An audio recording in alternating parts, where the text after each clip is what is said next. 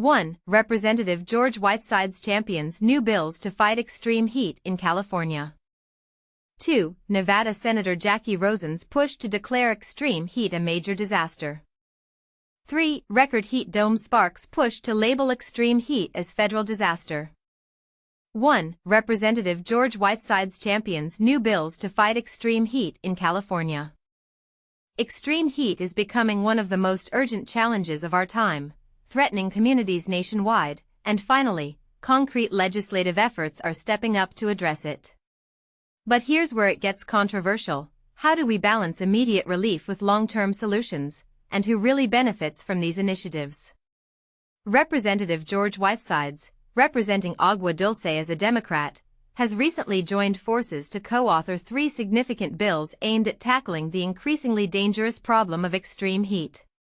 These laws are designed not just to patch the cracks but to build a comprehensive framework that protects vulnerable communities, enhances government responsiveness, and understands the broader economic impact of soaring temperatures. Combining these bills creates a powerful toolkit to upgrade vital city infrastructure, support federal coordination during heat waves, and lay the groundwork for sustainable heat management strategies, according to an official statement from Whitesides' office. With rising temperatures wreaking havoc in California and across the United States, Whitesides emphasized the critical need for swift and effective action. This suite of bills will arm communities with the resources they need to stay safe, minimize health risks related to extreme heat, and improve our nation's readiness to face these escalating threats, he commented. Here's a closer look at the 3 pieces of legislation Whitesides is backing. The Excess Urban Heat Mitigation Act, H.R. 3703. This legislation focuses on transforming urban landscapes by investing in infrastructure upgrades and expanding green spaces. It also encourages the use of advanced cooling technologies to help cities that are particularly vulnerable to excessive heat avoid the worst consequences. Think shading, reflective surfaces, and new cooling innovations designed to reduce the urban heat island effect. The Coordinated Federal Response to Extreme Heat Act, H.R. 3704. This bill aims to streamline how federal agencies work together to prepare for and respond to extreme heat emergencies. It promotes better interagency collaboration and ensures that communities receive timely assistance when heat waves strike.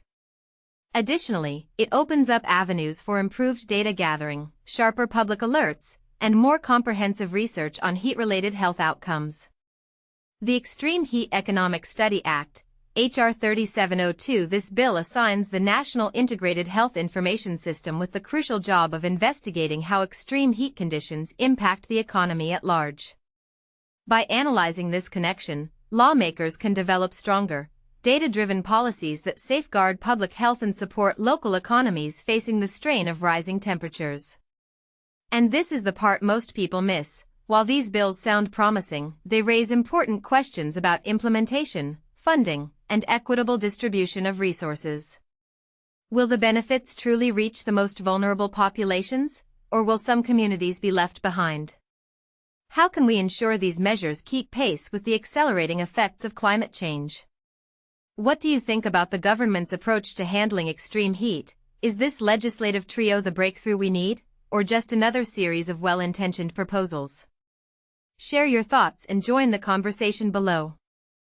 2. Nevada Senator Jacky Rosen's push to declare extreme heat a major disaster. In the wake of Las Vegas experiencing its hottest summer on record, Senator Jacky Rosen is proposing a groundbreaking piece of legislation to recognize extreme heat as a major disaster. But here's where it gets controversial. Current federal policies do not treat extreme heat as a disaster worthy of federal aid, despite its devastating impacts. Rosen's Extreme Heat Emergency Act aims to change this by adding extreme temperatures to the list of disasters eligible for federal assistance. This move would allow the president to declare heat waves as disasters, much like fires, floods, and hurricanes.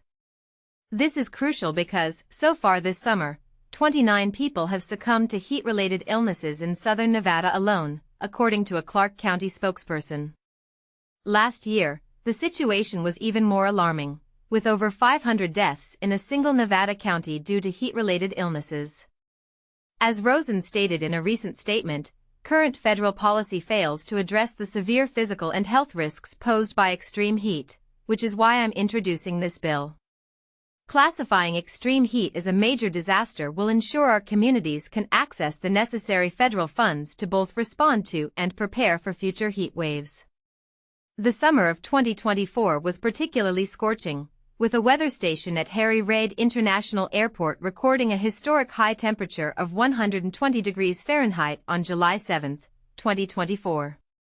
This record-breaking heat underscores the urgency of Rosen's proposal. Joining Rosen in advocating for this critical change are Senators Ruben Gallego of Arizona and Representative Sylvia Garcia of Texas. Their collective effort highlights the growing recognition of extreme heat as a significant public health threat. And this is the part most people miss: the impact of extreme heat extends far beyond just human health.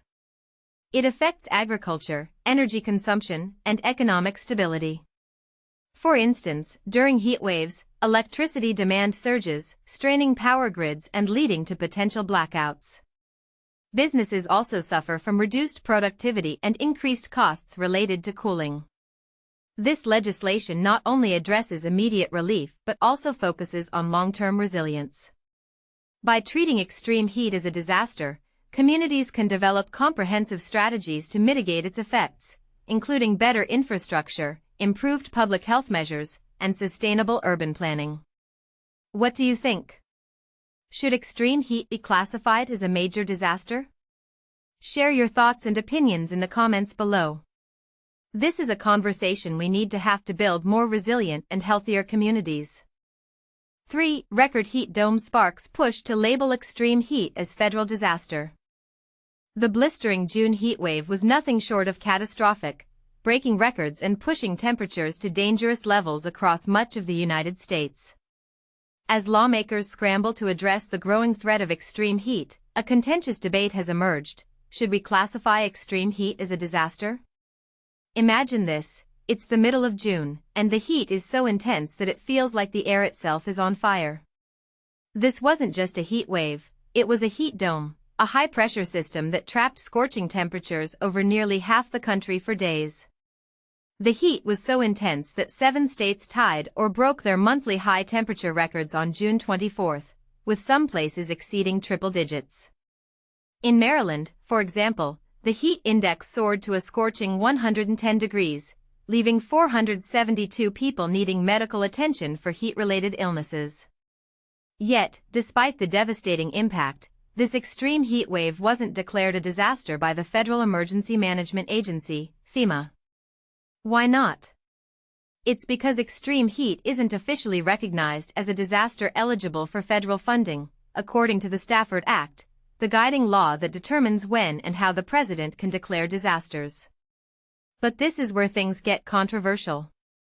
3 Democratic lawmakers are now trying to change that. Senators Jacky Rosen of Nevada and Ruben Gallego of Arizona, along with Congresswoman Sylvia Garcia of Texas, have proposed legislation to classify extreme heat as a disaster. If passed, this would unlock federal funding to help communities struggling with the physical and economic distress caused by scorching temperatures. Republican Representative Mike Lawler of New York has even joined as a co-sponsor, showing that this issue is gaining bipartisan support. Last year, more than 500 people died in one single county in Nevada from heat-related illnesses, Rosen said in a statement. Current federal policy ignores the physical and health risks that such extremely high temperatures have on our communities. By classifying extreme heat as a major disaster, we can ensure that our communities receive the federal funding needed to respond and prepare for future extreme heat events. But not everyone agrees. Deanne Criswell, the former FEMA administrator under President Biden, argues that extreme heat is already eligible under the Stafford Act. There's nothing that excludes a governor from requesting a declaration for extreme heat, she says. The debate doesn't stop there. Some experts question whether extreme heat even qualifies as a natural disaster under the Stafford Act, which primarily focuses on infrastructure damage. According to Criswell, the majority of resources states need for extreme heat, like cooling centers and air conditioning, are things that can be addressed through existing hazard mitigation grants, not disaster funding. So, where does this leave us? The White House has remained silent on the issue, and President Trump has focused on overhauling FEMA and shifting disaster response and recovery to states. Meanwhile, 7 states have adopted independent heat protection rules for workers, but significant federal legislation to address extreme heat, both in the workplace and for disaster declarations, remains an uphill battle for Democrats. And this is the part most people miss. While the debate rages on, the real question is whether we're doing enough to protect our communities from the deadly consequences of extreme heat. As temperatures continue to rise, will we wait until it's too late to act? What do you think? Should extreme heat be classified as a disaster? Or is there a better way to address this growing threat? Share your thoughts in the comments below. Let's start a conversation about how we can protect our communities from the scorching heat that's becoming all too common.